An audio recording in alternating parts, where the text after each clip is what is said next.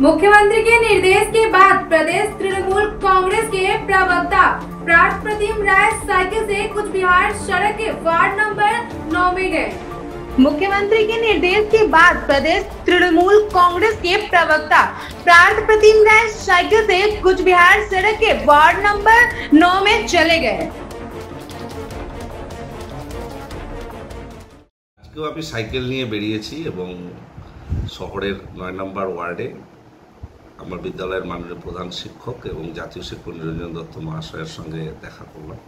কিছু পরিচিত লোকজনের সঙ্গে দেখা হলো। আসলে এই জনসংযোগটা চালিয়ে যাওয়ার ইচ্ছে রয়েছে এবং সেই জন্যেই আজকে সকালে বেরোনো। আমি সপ্তাহে প্রতিদিনই বেরোবো, এ ধরনের পরিকল্পনা রয়েছে। আসলে মানুষের সঙ্গে নিবিড় যোগাযোগের এটা একটা বড় মাধ্যম এবং নেত্রীও সেই কথাই বলেছেন।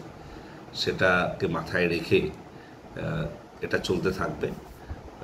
চলার পথে এই কর্মসূচি জারি রাখবো এবং আমরা প্রত্যাশা করি আমাদের দলের বহু নেতৃত্ব বিভিন্নভাবে জনসংযোগ করছে, আমরাও করছি।